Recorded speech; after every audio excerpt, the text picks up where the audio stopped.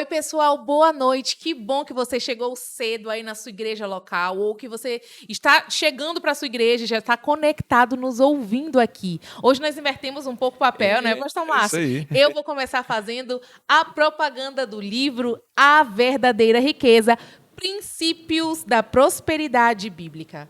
Você está acompanhando esse livro com a gente, então, pessoal, vem com a gente que essa noite vai continuar sendo uma noite de bênção. E nós temos um convidado especial aqui, né, Pastor Convidado Márcio? especial está com a gente aqui. Ele é pastor. Vamos pedir para ele se apresentar, né? Falar de onde é que ele vem, para onde vai, onde nasceu, não é isso? Onde cresceu. Onde cresceu. E está aqui o nosso convidado especial. Se apresenta aí, pastor. Olá, pastor pastor Márcio. E a Josneia, que está A com a gente. Josineia, tá bom? Eu sou o pastor Hernando Moura, eu sou aqui do distrito de São Cristóvão, em São Luís do Maranhão. Sou nascido na cidade de São Mateus, nascido Olha. e criado ali, né, que fica a 180 quilômetros aqui da ilha, da capital do nosso Maranhão. Do nosso Tá. país, Nosso Maranhão. país, o Maranhão, é isso aí. Hoje nós vamos estudar aqui Isso. 3 capítulos, mais 3 capítulos Toda que são noite, né, especiais. José, a gente passa aí e tem sido muito bom, né? A gente comentar um pouquinho aí Tem do sido livro. maravilhoso. E só lembrando, né, que esse livro aqui de Ellen White é o livro que, como você falou, né, nós estamos lendo aí, toda a igreja está lendo esse livro. E, na verdade, são cartas, né? Foram cartas de Ellen White, ela escreveu para algumas pessoas, foi nominal, para algumas foi nominal, outras escreveu ali. Imagina receber uma carta da irmã Ellen White. Da profeta, né?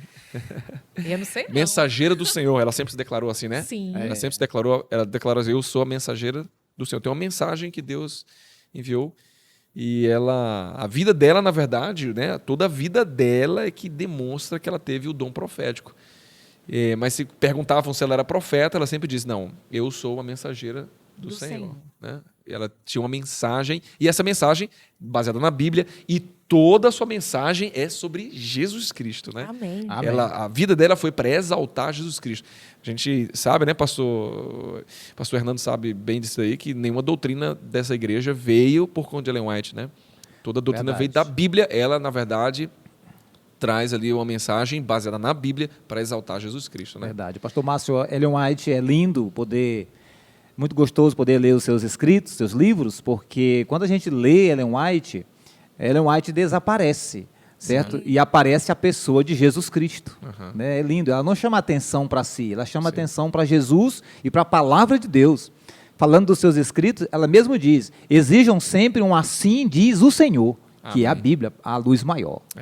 Então vamos ler o que Vamos- assim diz o Senhor Isso. nos capítulos 10, 11 e 12 do livro A Verdadeira Riqueza. Josi, e aqui, pastor Hernando,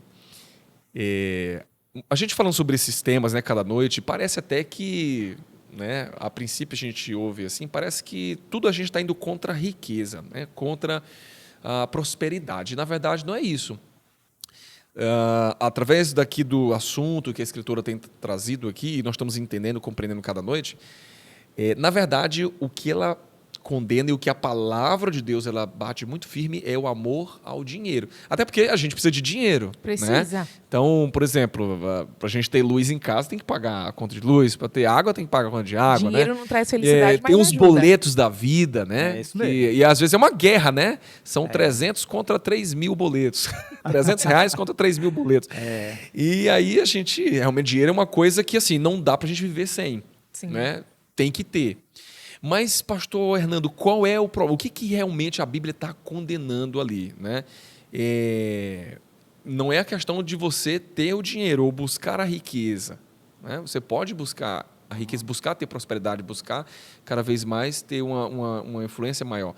Mas o que a Bíblia está condenando realmente assim nesse aspecto da riqueza? O que ela condena?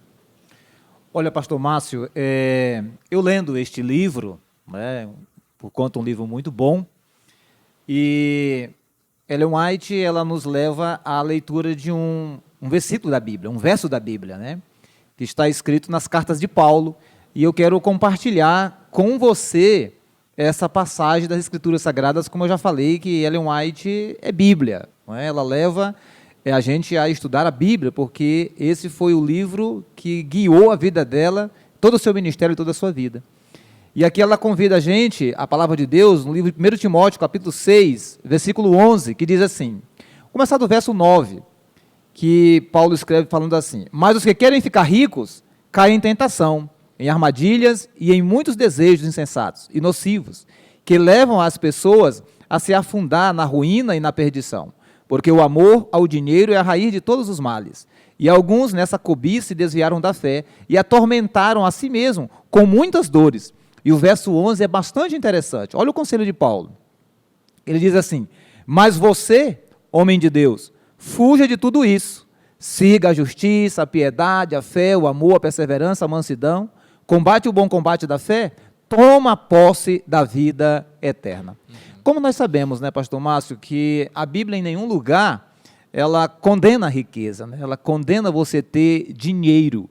Mas ela, isso mesmo, ter posses, né? A Bíblia fala de homens, servos de Deus, homens muito fiéis a Deus, que foram muito ricos, como os patriarcas, como Jó, como o próprio Abraão, certo?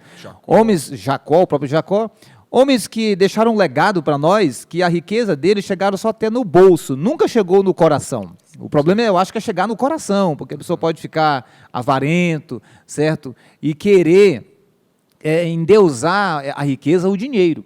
Então, o conselho aqui de Paulo, que eu descobri na leitura do livro, Ellen White comentando, e Paulo dá esse belo conselho para Timóteo, filho, não é pecado ter dinheiro, mas cuidado para tu não amar o dinheiro, porque as pessoas que amam o dinheiro, colocam o dinheiro acima de Deus, eles têm se atormentado, certo? Têm vivido com dores e têm desistido da fé, têm deixado o ministério da palavra, da fé. Então, eu vejo que é nesse sentido. O dinheiro é bom, claro, mas nós precisamos, antes de ter o dinheiro, ter Deus no coração. Né? A gente não pode, eu acho que ter o perigo de endeusar o dinheiro, certo? E a gente terminar fazendo o que desagrada a Deus. A gente tem ali o poder do dinheiro, né? Com dinheiro você tem poder. Sim. Você compra. A gente vive num mundo hoje que é muito capitalista, né? Por exemplo, a gente está cansado de ouvir aquelas propagandas ali dizendo assim, tá, é só hoje, é só nessa terça-feira e tal, e a super promoção, é a queima de estoque. E há um desespero, né? Um frenesi e tal, tenho que ir lá, porque se eu não comprar aquilo ali, é a oportunidade que eu tenho, e eu não posso perder, não, né? E há um desespero, né? Quanta gente está aí por conta do dinheiro e de obter. Às vezes a gente está comprando coisa que nem precisa, né? Mas o mundo ele cria uma sensação de que a gente precisa tanto daquilo que não importa, a gente vai lá e bota no cartão mesmo e deixa, vamos que a gente de fato vezes. Acredita nisso, né? E a gente fica escravo do dinheiro. Fica escravo, né? Pois é. Incrível, né? Eu li um livro agora recentemente e o autor disse assim, um homem nunca é tão pobre como quando ele só possui dinheiro. E aí a própria palavra de Deus diz que a vida de um homem não constitui na abundância dos bens que ele possui. E tem até um verso que diz assim, louco, se Deus pedir a tua alma hoje, né, como tu está diante de Deus, está preparado? Então, assim, Deus não condena a riqueza, mas Deus, ele adverte cada um de nós, seus filhos, para a gente não pôr o coração na riqueza. Né? Nosso coração. Nosso coração. Estudamos sobre isso ontem, né? Para a gente não colocar nossa confiança na incerteza da nossa riqueza, porque pode ser que hoje a gente esteja rico e amanhã não. Verdade. E aí, onde é que vai estar a minha fé? Onde é que vai estar firmada a minha certeza? Em Deus, que pode me dar todas as coisas, e que me dá todas as coisas, ou no dinheiro que eu acho que eu consegui? Olha, tem uma parte aqui interessante sobre Acã, né? Sim, estudamos sobre Acã. A gente conhece a história que se entrou ali em Jericó, é assim? Sim. E Deus disse assim, olha, não é para pegar nada. Porque, na verdade, tudo aquilo seria entregue a quem? Para o Senhor. Não é para pegar nada para você, né? Tudo era recolhido para ser colocado para o Senhor. E o que Acã faz? Ele vai lá, ele pega uma capa babilônica, né? Devia ser uma coisa assim muito fina, muito bonita, porque se veio da Babilônia era uma coisa de muito bom gosto, né? Sim. E uma barra ali de ouro, né? Ele pegou ali posses, né? E é interessante quanto tempo que Deus foi dando de oportunidade para que ele se arrependesse, porque vai lá, cai a sorte lá, né? na tribo que ele era a oportunidade que ele teve de abrir o jogo e dizer logo assim, ó, não, eu estou arrependido, fui eu confesso, mas ele foi ali segurando, né? Ele foi, não, vamos ver se eu escapo dessa. E aí foi chegando na família dele e chegou nele, né? Você vai confiando em você mesmo, né?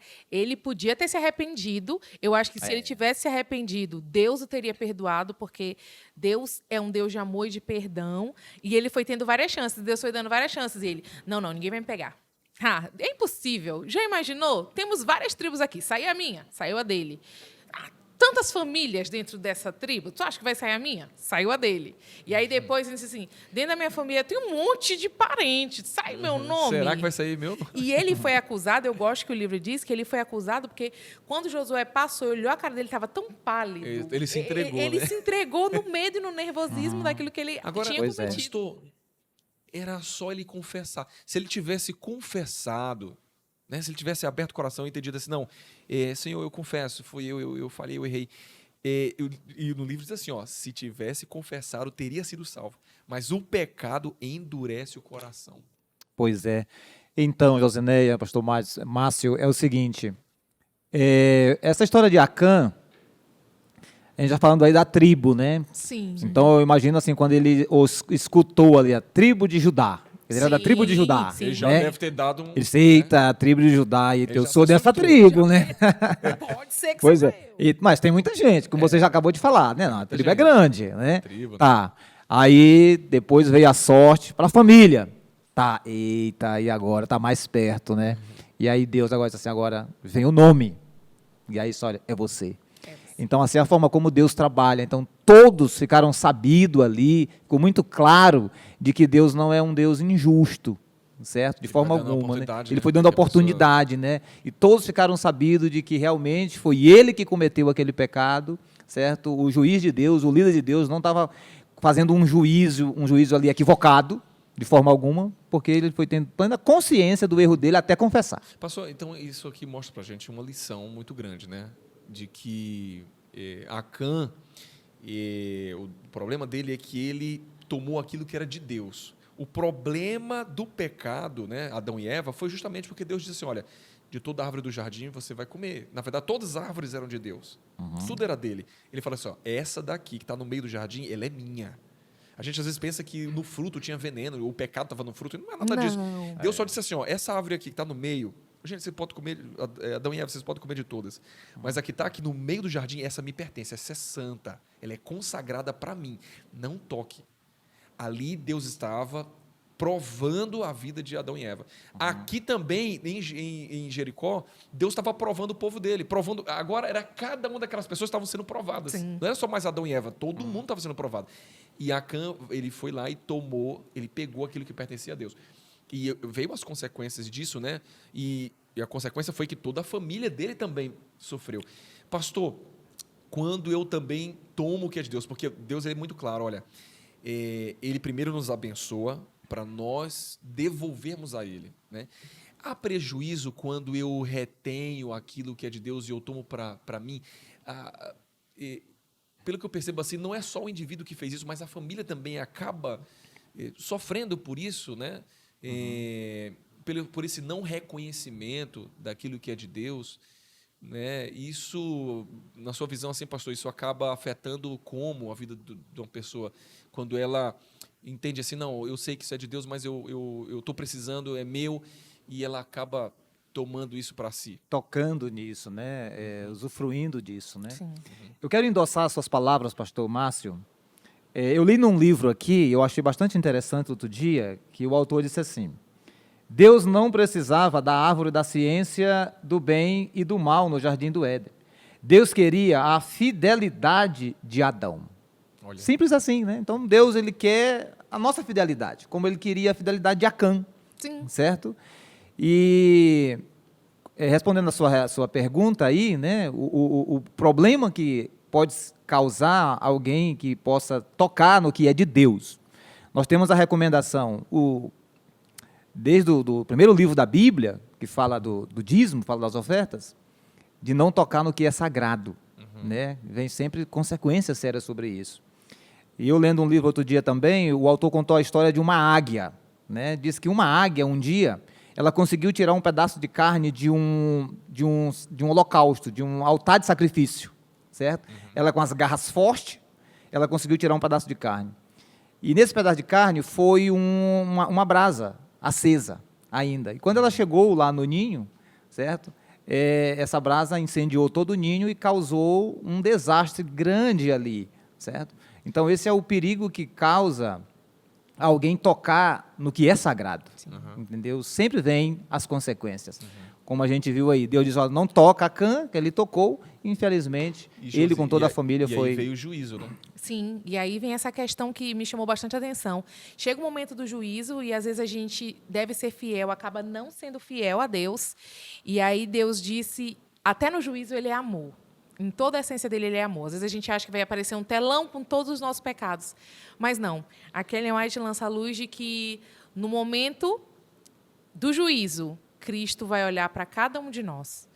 E a gente olhando para ele, a gente não, Deus queira que não. Mas as pessoas que não cumprirem a vontade do Senhor olharão para ele e entenderão o porquê, aonde elas descumpriram, porque dentro da mente delas, elas vão ser lembradas por aquilo que elas deveriam ter feito e acabaram não fazendo. E o texto diz assim, ó, no dia que o livro de registro do céu for aberto, o juiz não expressará em palavras ao ser humano sua culpa, mas lançará um olhar profundo e convincente, e todo ato e toda transação da vida estarão vividamente gravados sobre a memória do malfeitor. A pessoa não precisará, como no tempo de Josué, ser procurada da tribo da família, mas os próprios lábios confessarão sua vergonha, seu egoísmo, sua cobiça, desonestidade, dissimulação, fraude. Seus pecados ocultos ao conhecimento do homem serão tão proclamados, por assim dizer, do alto dos telhados. Nossa, o olhar profundo de Deus, né? É melhor que esse olhar seja para nós como hoje está sendo estendido, um olhar de graça, de perdão, como foi o olhar para Pedro, né? Quando Pedro negou a Jesus, que o olhar dele fitou no de Cristo, ele não viu a condenação, dizendo assim, ó, tá vendo, Pedro, que eu te falei que você ia me negar? Mas foi um olhar de perdão, de amor, né? Dizer, Pedro, eu estou aqui, né? Não mudou nada o meu amor por você. Então, esse é o olhar que Deus tem para nós hoje, mas logicamente vai chegar um momento que ele precisa colocar um ponto final na história de pecado. E hoje nós estamos num tempo da graça, do perdão, da salvação, do recomeço, do renovo. E, pastor, a gente tem que aproveitar essa graça, né, que está diante de nós. Hoje nós estamos no reino da graça, né? Reino da graça. E falando de Pedro, Jesus é maravilhoso. Quando Pedro nega, Pedro se decepcionou consigo mesmo, voltou até a pescar. E depois que Jesus aparece para Maria Madalena, a primeira pessoa, depois de Maria, foi Pedro. Ele foi em busca de Pedro, né? E ali onde ele entrega a chave do ministério, Pedro, teu lugar é o ministério. Então a gente vê aí a graça salvadora de Jesus dando oportunidade a todos. E às vezes a gente vai vivendo a nossa vida, né, achando que a gente vai viver para sempre, que a gente vai conseguir organizar as nossas coisas, as nossas finanças, as nossas posses, o nosso dízimo, as nossas ofertas para um legado. Para depois, não, eu vou vivendo aqui, está tudo dando certo, não temos problema, mas aí a gente já chega aqui no próximo capítulo e a gente aprende que nem sempre a gente vive para sempre. De fato, a única certeza que nós temos é a certeza de que iremos descansar em algum momento para esperar a volta de Cristo e oxalá que seja a volta dele para irmos morar com ele nas mansões celestiais, de sermos dignos disso. E às vezes Ellen White lança à luz aqui um conselho valioso sobre a gente se programar para esses momentos, porque a morte vem como um ladrão também, né? A gente não sabe o dia que a gente vai morrer. Às vezes a gente tem um monte de posse, a gente está acumulando um monte de coisa, a gente não delega nada para ninguém, e aí chega um momento, ixi, morreu, e agora? O que vai fazer com esse dinheiro? O que a gente vai fazer? Para onde vai? Tinha filho? Não tinha filho? Tinha pai? Não tinha pai? Deixa para um parente? Deixa para a comunidade? Deixa para a caridade? E aí ela fala que a gente deve andar se organizando nessas questões também, né? Pastor, numa parte aqui do capítulo 11, né, a escritora Ellen White, aqui a escritora, né, ela fala sobre o legado valioso. Ela mostra que muitas vezes, né, os pais eles vão lá, eles constroem, né, eles têm recursos, conseguem ao longo da vida realmente terem terem prosperidade, né? E muitas vezes acontece o seguinte, ele descansa, né? Ali espera Jesus voltar, e aí essa riqueza toda vai para a mão dos filhos. E aí, às vezes, ele não preparou isso, ele não dedicou uma parte para Deus, ele simplesmente distribuiu a herança, deixou lá a herança, e às vezes nem fica anotado isso para onde vai. Aí, às vezes, é uma briga, né? Uma entre briga os familiar. para ver, não, e de quem é essa casa, de quem é esse terreno, de quem é essa... E aí há uns conselhos, né? Que ela passa a respeito disso, de que os pais devem ensinar os filhos não a ficar dependendo das heranças, Sim. Isso mesmo. mas a alcançar, né? A ensinar como, de fato, entender. Perdão que deu aqui se tiver uma aguinha aí agora. A garganta aqui foi, né? Mas isso é importante, pastor. O pai ensinar para os filhos, né, com respeito a devolver a Deus e entender que parte dos seus recursos devem ser de fato aplicados na causa de Cristo, né? E não usar talvez esse valor por seu bel prazer, né? É isso mesmo, pastor Márcio.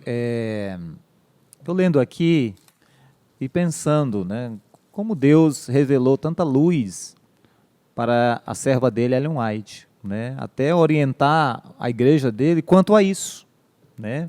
Que volta e meia a gente está vendo aí, ouvindo casos acontecerem de que alguém se foi, deixa a herança, ele não organizou nada antes, né? Deixou aí tudo desorganizado, e aí se cumpre o que Ellen White está dizendo aqui. Ela diz assim: o dinheiro deixado para os filhos, frequentemente, se torna uma raiz de amargura.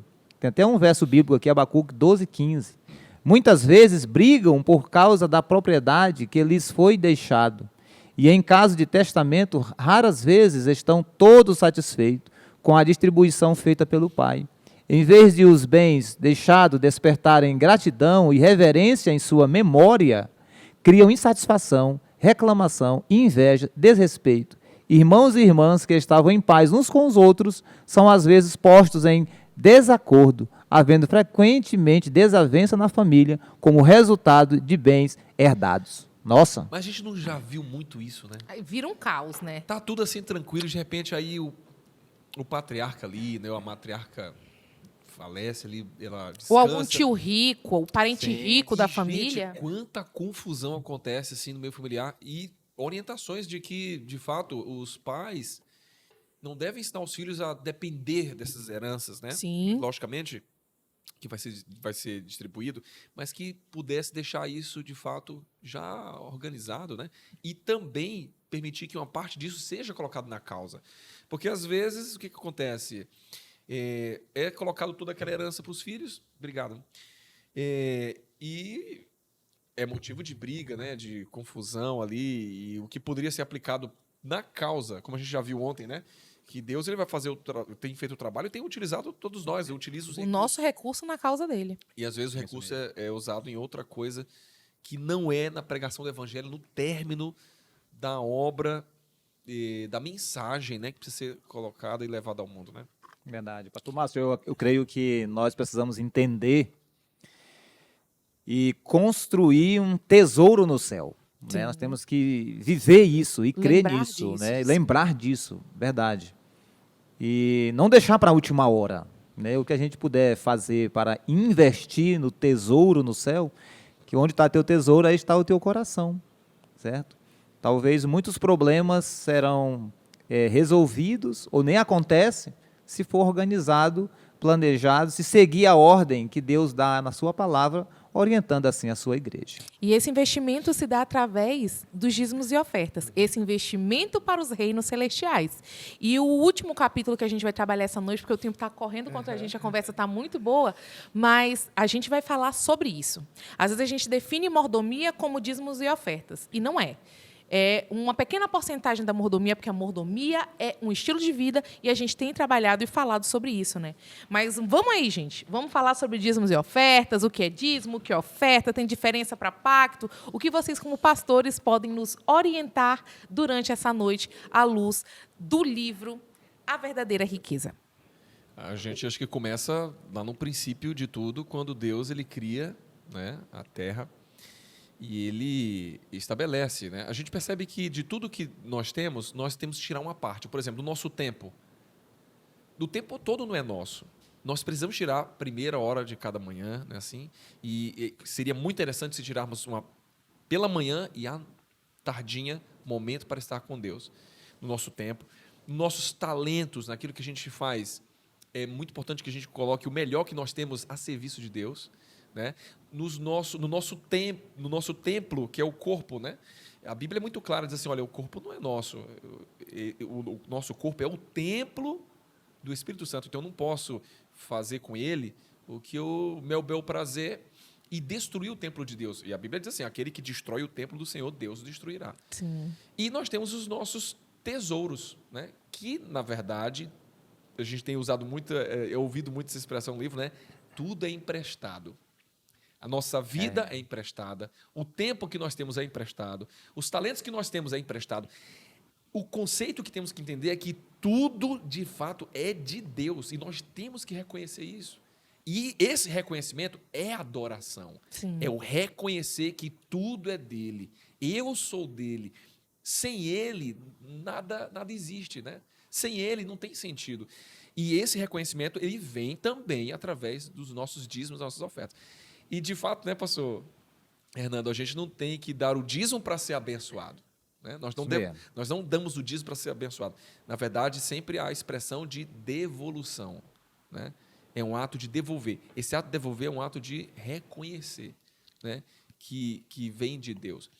E pastor, o que pode falar um pouquinho mais sobre a questão do dízimo, né? Existe o percentual, a Bíblia fala, né, o percentual. E o que a gente pode ouvir mais aí sobre esse tema, né? Muito bem. O dízimo é um assunto lindo das Escrituras. A Bíblia começa falando de dízimo, porque está no Gênesis, né, no primeiro livro da Bíblia. Abraão, sendo fiel a Deus, devolvendo o dízimo ali de tudo. Depois vem o pacto que Jacó fez com Deus. O dízimo é como o sábado. O sábado também está na primeira página da Bíblia, ali. E interessante é que o dízimo também fecha a Bíblia, que é, no caso, no livro de Malaquias, né, que é o Velho Testamento, que foi a única Bíblia por muito tempo. Inclusive, foi a Bíblia de Jesus Cristo, a Bíblia dos apóstolos, certo? Dízimo, nós já entendemos que é a 10ª parte que nós tiramos para Deus. Deus já estipulou o percentual do dízimo. E oferta, Deus não estipulou um percentual de oferta, é o que está aí no seu coração, certo?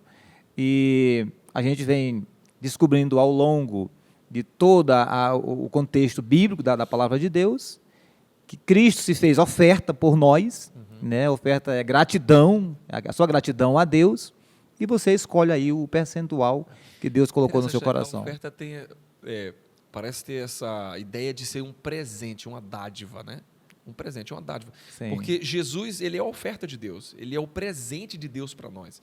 E foi dado de coração, foi o melhor que ele tinha. E, de fato, quando a gente vai dar um presente para alguém que a gente ama, a gente quer dar o melhor, né? Assim, a gente não pensa, a gente não sonha, a gente, olha, eu acho que isso aqui vai ser especial. E interessante, Deus ele não buscou no céu uma coisa que pudesse só solucionar o nosso problema. Né? Bem verdade que o único que poderia solucionar nosso problema é Deus, de fato. Sim. Mas ele escolheu o que tinha de melhor, que é o seu filho, né? E ele foi dado para nós como um presente eterno, porque Jesus não veio só morrer e depois voltou para o céu, pronto. Para sempre Jesus foi dado a nós. Ele vai ser para sempre da nossa família, né? A oferta, se a gente for colocar assim, né, num termo de o que é mais importante, o dízimo é a nossa obrigação. Né? O dízimo eu não posso barganhar com Deus. Ele diz assim, olha, é 10%. Né? Ele podia, né, José, pedir 90%, né? Uhum. Mas ele pediu 10%. É um reconhecimento, Senhor, tudo vem das tuas mãos, eu te devolvo o que vem das tuas mãos. E a oferta, que é o pacto, né? O pacto, ele tem que ser regular também, ele tem que ser sistemático, ele tem que ser proporcional. A própria Bíblia diz isso, né? Ele tem que ser proporcional, tem que ser de acordo com as posses, tem que ser de acordo com as bênçãos de Deus. E ele diz assim, olha, Deus ama aquele que dá com alegria. É o que você propôs no coração. Então, enquanto o dízimo é 10%, ele deixa claro, é a 10ª parte, mas o pacto é o que você propõe no coração. Quanto que É isso você mesmo. quer ofertar a Deus, né? Verdade. Pastor Márcio, eu tenho algumas dúvidas e eu acho que pode ser a dúvida do pessoal que está nos assistindo em casa. Para onde vão os nossos dízimos? O que vocês fazem? O que a igreja faz com o dízimo? O dízimo só paga o salário do pastor? O dízimo só paga... O dízimo vai para onde? Desses 10% que doamos de dízimos, o que a igreja faz? E outro, a igreja faz o que com as nossas ofertas também? Porque às vezes as pessoas têm dúvida e a nossa igreja ela é muito transparente. Às vezes, em vários cartões de dízimos e ofertas mesmo, a gente lá no verso consegue ver a rotatividade de onde vai a aplicação da nossa devolução daquilo que Deus nos deu. Mas eu queria que o senhor nos explicasse aí rapidinho, em 2 minutinhos, para onde vão os nossos dízimos e as nossas ofertas. Se der para a gente colocar ali na tela, né? Vai ficar pronto. Se você consegue acompanhar com a gente aí, olha... tá aí para onde é que vai o nosso dízimo, quando você devolve o dízimo, né? Pertence ao Senhor. Interessante, a fidelidade ela acaba abençoando várias áreas. Então, vamos supor que você devolve um dízimo aí R$100, para ficar mais fácil aqui o entendimento, né? Sim. R$10 desse dízimo que você devolveu aqui, na Missão Nordeste Maranhão, na sua igreja, na igreja lá central de São Cristóvão. R$10 vai para a pregação do Evangelho na América do Sul e no mundo. Então, você não pode ir para o mundo, mas a sua fidelidade vai salvar alguém. Porque Que você lindo, é né? fiel, a mensagem vai chegar a alguém. Muita gente vai chegar para nós no céu e vai dizer assim, olha, muito obrigado, você foi fiel a Deus, eu estou aqui Bênção. por causa da sua fidelidade. Amém. Glória a amém. Deus, glória a Deus. Amém. 10% vai para a pregação do Evangelho na União Norte Brasileira, a nossa região na União Norte Brasileira, né? Na pregação do Evangelho dentro dessa região que nós estamos. 2%, ali seria R$2, vai para Novo Tempo. Então, pastor, se eu sou fiel a Deus, eu também sou anjo da esperança. Sim. Amém. Você que é fiel a Deus, você está ajudando a manter a TV Novo E Tempo. alcançar pessoas no Brasil inteiro. E no mundo também, Então, olha nas como essa transmissões. igreja ela essa igreja ela é muito séria, né? Distribuição linda, né? É muito bonito. 3,5%, que seria R$3,50 ali, vai para a pregação do Evangelho através do seminário de teologia, capelania, professores de Bíblia, da FAAMA, né? Então, nós ajudamos a formar novos pastores e ajudamos também na pregação do Evangelho de pessoas que estão nessas instituições, né? 60 centavos ali vai para as escolas, pregação do Evangelho através do ministério dentro das nossas escolas, capelania, professores de Bíblia. Então, a própria educação também, né? Porque através da educação se prega o Evangelho também. Você tem ali capelão, você tem ali professor de Bíblia, você tem próprios ali materiais que vai ser usado para que aquele juvenil, aquele jovem, aquele adolescente, ou até aquela família possa ser despertada para o Evangelho, né? Você tem 1% para publicações, pregação do Evangelho através do Ministério da Página Impressa. Então, com R$1 vai ali para o Ministério das Publicações. A gente entende que a obra ela é grande, ela é vasta, né? Ela tem assim várias frentes para que possa alcançar. E 72,9% fica no campo local. Aí, esse 70%, né? 72%, quase 73% aí fica, então, aqui no campo para manter os pastores, né? E ali vai projetos evangelísticos que envolvem ali grandes movimentos missionários. Sim. Então, tudo isso daí vai para que a igreja possa expandir na região. E a gente entende a importância de um distrito muito grande, ele se divide, né? Ele se multiplica, ele vem ali 2 distritos. Aí, pastor, você sabe que a igreja ela avança muito mais, desenvolve muito mais ali com a presença pastoral. Verdade, né? verdade. Mas eu queria aproveitar também e colocar também sobre ofertas, né? A gente sabe que o dízimo, ele é santo, ele não pode ser usado para outra coisa, né? A gente tem uma orientação clara da Bíblia, diz profecia, porque em nenhum momento o dízimo foi usado para construir o templo. Sim. Em nenhum momento ele tem um uso exclusivo para aqueles que se mantêm no santuário. E no Novo Testamento a gente vê isso claramente lá em 2 Coríntios, que é para a manutenção daqueles que vivem do ministério. Então o dízimo ele é específico. Agora a oferta, que é o pacto, né? Ela também tem que ser regular, assim como o dízimo, ela tem que ser sistemática como o dízimo, e ela tem que ser proporcional às bênçãos, né? Que As Deus bênçãos. nos tem derramado. Isso mesmo. Então, e é uma coisa que nasce no coração. Senhor, eu sinto que tu tens me abençoado bastante, eu quero colocar mais na tua obra, eu quero que ela avance mais. Então, Aí, agora sim, das ofertas ela vem para despesa, né, da própria igreja, para áreas também evangelísticas, para Sim. compra de terreno, para aquisição de bíblias, né, estudos bíblicos, folhetos, materiais de escola sabatina. Então, olha só, imagina que você devolve, por exemplo, aí, vamos supor, a pessoa devolveu R$100 de oferta, certo? Certo. Então, R$60 desses 100 vai ficar Na igreja local. própria igreja local, Uhum. para despesas gerais, projetos da própria igreja local. 10%, né, ou seja, R$10 vai para projetos missionários. Aquisição de Bíblia, estudo bíblico, folheto, material da escola sabatina. Todos esses materiais que a gente não paga, né? A gente não. Que a gente você vai aqui acha na que Missão está Nordeste recebendo Maranhense de e pede, ó, graça. Pastor Hernando, me traz aí 5.000 folhetos. Mas interessante, ninguém paga por isso, né? Mas, na verdade, A gente de onde já- vem isso? Vem da fidelidade. Sim. Né? Então, Verdade. por causa da fidelidade de alguém, dos nossos irmãos, nós temos materiais. Né? E a igreja vai ter muito mais materiais. Quanto mais fidelidade, mais materiais nós teremos. Nós temos também ali 10% para compra de terreno, construção, reforma, aluguéis. E sabe, a igreja muitas vezes chega assim para os irmãos, chega, pastor, eu tenho que ajudar a igreja, né? A igreja precisa de melhorar aqui a reforma. E não tem segredo, isso só vem dos pactos, né? Das ofertas. Então, de fato, nossa igreja precisa avançar mais, e quanto mais fiéis nós formos, mais a igreja vai avançar. E aí fala um pouquinho mais, tem mais aí para missões mundiais, Josi? 20% para as missões Ótimo. mundiais, né? Que é a pregação do evangelho em todo o Isso. mundo, incluindo aqueles Eu projetos que fazer um vêm lá comentário atrás da lição da escola sabatina. Sim. E agora eu vou passar a palavra para o senhor fazer o seu comentário e já fazer o seu fechamento do Ok. que o senhor achou desses capítulos que a gente estudou. Olha, eu achei ótimo, maravilhoso. Para mim foi uma inspiração essa leitura, participar com vocês aqui desse podcast. E eu quero deixar uma mensagem para os nossos queridos amigos que nos escutam nesse momento. Nós finalizamos aqui no último capítulo falando de dízimos de oferta. O pastor Márcio aí ele nos explicou aí muito, muito claro. Obrigado, pastor, esclarecimento fantástico. Como essa igreja é organizada, como isso é uma distribuição linda dentro do corpo da Igreja de Deus.